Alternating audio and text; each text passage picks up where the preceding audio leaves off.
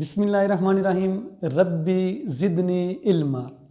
Dear students, अस्सलामु अलैकुम वरहमतुल्लाहि वबरकातुहू। Welcome again to simple and smart English with Mazhar. Today we are going to learn the use of could. आज हम सीखने जा रहे हैं कुड का इस्तेमाल। अब कुड बेसिकली क्या है?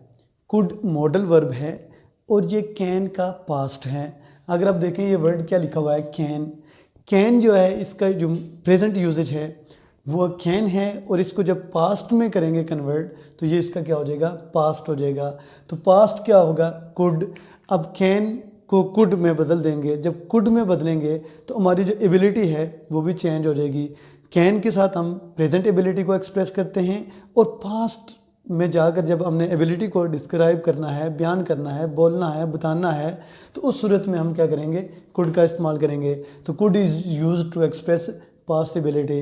और उसके बाद हमें एक चीज़ और पता चलती है, जिस तरह मैं कहता हूँ प्रेजेंट में मैंने कहा था I can drive a car, मैं कार चला सकता हूँ। लेकिन जब मैं इसी को पास्ट में कन्वर्ट करूँगा तो मैं कहूँगा I could drive a car, तो मैं कार को चला सकता था। तो अब यही चीज़ हमने देखनी है यहाँ पे कि कैन जो है उसका भी एक पोलाइट एक्सप्रेशन था, can you pass me the salt please. तो same is the case with could. Could is also used to express polite expressions. Number 1 हम ये कह सकते हैं could you pass me the salt please, या could you please bring me a glass of water. हम इनके please लगा के कुड का इस्तेमाल प्रेजेंट में भी कर सकते हैं और प्रेजेंट के साथ साथ इसका पास्ट में भी कर सकते हैं। उसके बाद कुड का इस्तेमाल विश को एक्सप्रेस करने के लिए भी होता है। अब विश को एक्सप्रेस करने के लिए हम क्या करेंगे, ये जो लिखा हुआ है wish, could is use to express wish.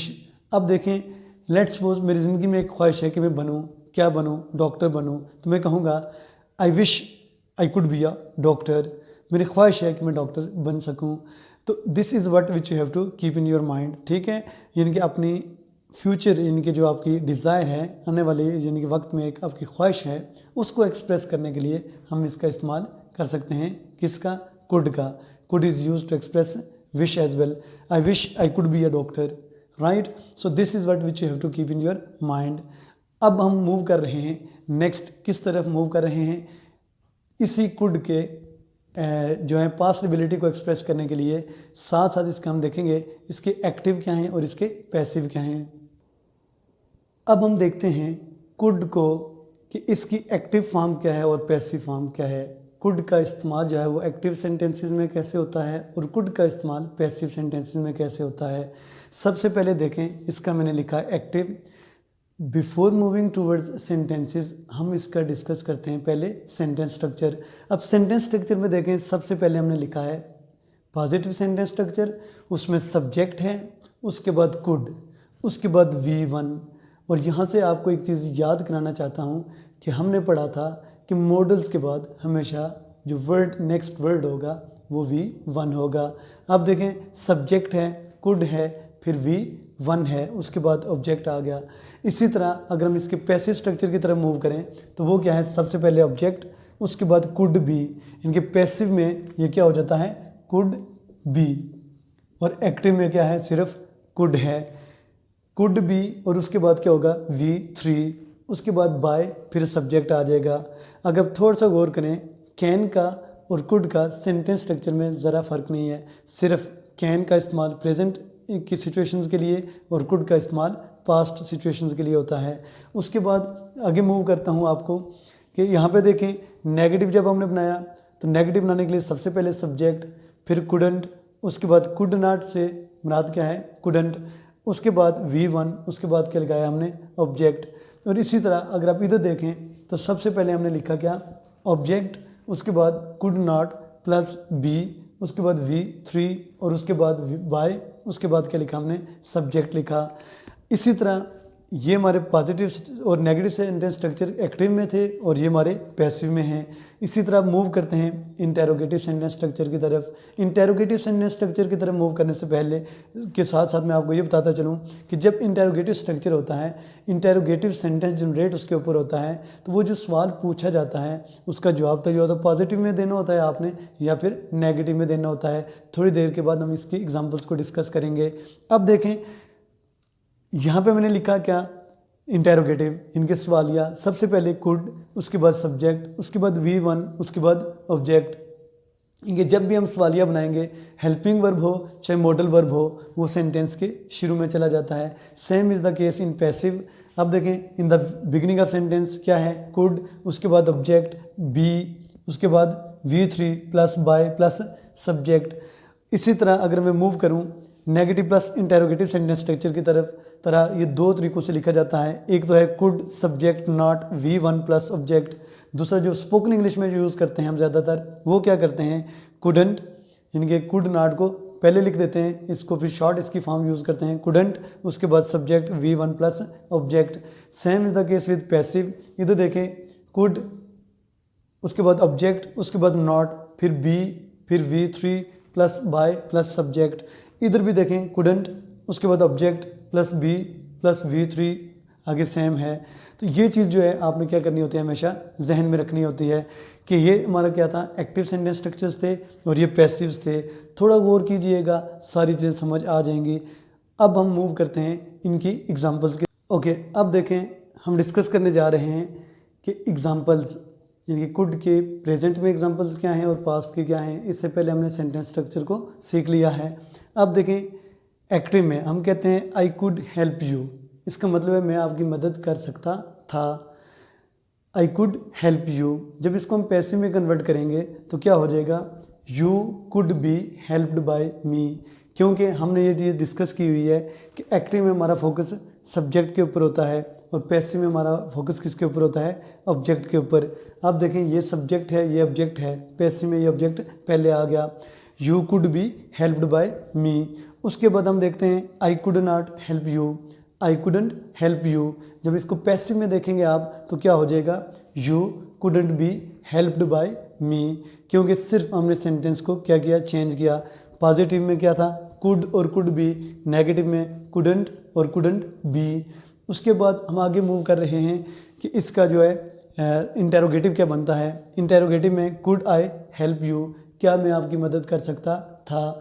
अब इधर देखें जब इसको पैसिव में कन्वर्ट करेंगे तो क्या हो जाएगा, could you be helped by me, right.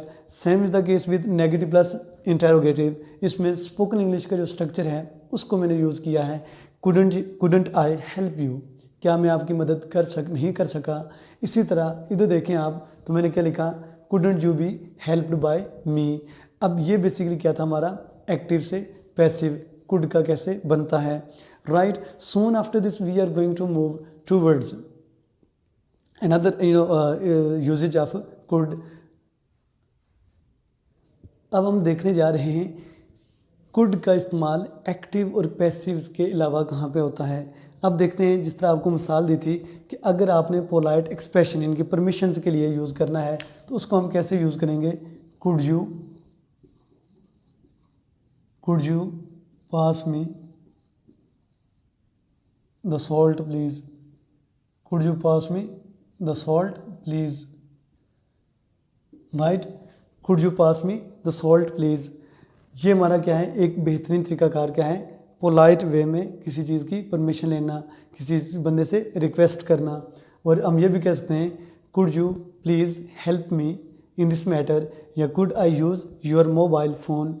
सो ये बेसिकली हमारे क्या हैं, पोलाइट एक्सप्रेशंस हैं। एक और बताया था आपको कि टू एक्सप्रेस विश, जिस तरह मैं कहता हूँ, फ़र्ज़ करें I wish I could be a doctor, मेरी ख्वाहिश है कि मैं डॉक्टर बनूं। तो ये चीज़ें आपने क्या करनी है, हमेशा जहन में रखनी है कि जब आपने विश को एक्सप्रेस करना है उसमें अगर कुड का इस्तेमाल करना हो तो आपने ऐसे करना होगा, I wish I could be a doctor. उसके बाद मज़ीद आपको ये चीज़ मैं बताना चाह रहा हूँ कि जो हमारी डायरेक्ट स्पीच और इनडायरेक्ट स्पीच होती है, डायरेक्ट स्पीच का जो कैन होता है, यानी कि डायरेक्ट स्पीच में हम जो कैन होता है, डायरेक्ट स्पीच के ऊपर आपको लेक्चर्स दिए जाएंगे इंशाल्लाह। उन लेक्चर्स में आप इन सारी चीज़ों को समझ भी जाएंगे। डायरेक्ट स्पीच में अगर कैन इस्तेमाल हुआ है, फॉर एग्जांपल मैं कहता हूँ ही सेड, उसके बाद इन्वर्टेड कॉमर्स में कहता हूँ he said I can help you, he said I can help you. ये बेसिकली हमारा क्या होगा, डायरेक्ट स्पीच में कैन इस्तेमाल हुआ है। अब हमने देखना है कि जब इसको हम इनडायरेक्ट स्पीच में बदलेंगे, इनडायरेक्ट स्पीच में जब बदलेंगे, यानी कि ये डायरेक्ट स्पीच जब इनडायरेक्ट हो जाएगी तो क्या हो जाएगा, इसमें हम he said as it is लिखेंगे, he said as it is लिखेंगे, ऐसे ही सेड। उसके बाद हम दैट लगा के इनके कामों को क्या कर देंगे, इन्वर्टेड कामर्स को और इस कामे को क्या कर देंगे, ख़त्म कर देंगे, ही सेड दैट। उसके बाद ये जो है वो इस सब्जेक्ट के साथ चेंज हो जाएगा, तो क्या हो जाएगा, ही सेड दैट ही कैन की जगह जो बेसिकली क्या हो जाएगा, कुड।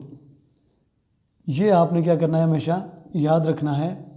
ये बहुत इंपॉर्टेंट चीज़ है जो मैंने आपको अभी बताई है। ही said that he could help you, यानी कि डायरेक्ट स्पीच का कैन जो है इनडायरेक्ट स्पीच में जाके वो क्या हो जाता है, कुड। ये सिर्फ एक एग्जांपल दी है आपको, बाकी एग्जांपल्स आपने क्या करनी है, खुद से रिसर्च करनी होगी। कैसे रिसर्च करेंगे, जब आप देखेंगे कि इधर ही सेड आया हुआ है, उसने कहा I can help you, I can help you तो उसके एक्चुअल वर्ड्स थे, लेकिन जब उसने इनको किसी थर्ड पर्सन के साथ डिस्कस करने की कोशिश की तो उस वक्त ही सेड हो गया दैट। फिर हमने जब इसी ही वाले की बात करेंगे, इसकी बात करेंगे, तो यहाँ पे भी हमारा सब्जेक्ट जो है वो क्या हो जाएगा, चेंज हो जाएगा। ही सेड दैट ही, उसके बाद कैन किस में चेंज हो जाएगा, पास्ट में, तो he said that he could help you. So this is what which you have to keep in your mind. ये था हमारा कुड का यूजेज, और होप सो कि आज का लेक्चर आपके लिए काफ़ी मुफीद रहेगा। इसमें हमने कुड को सही तरीके से पढ़ लिया है। अभी कुड के जो बकिया यूजेज हैं इंशाल्लाह हमारे आने वाली एक्सरसाइजेज में हम उनको डिस्कस कर लेंगे, पढ़ लेंगे। और आज के लेक्चर तक मैं आपसे यहाँ ही इसको वाइंड अप करूँगा। Now the timing of this lecture has ended. I think it's alright for now. It's also very very nice to talk to you, nice to present you. Have a nice discussion and have a nice session. Take care of your self. Wish you the best of luck. May you live long. Okay, bye bye. Hafiz as well.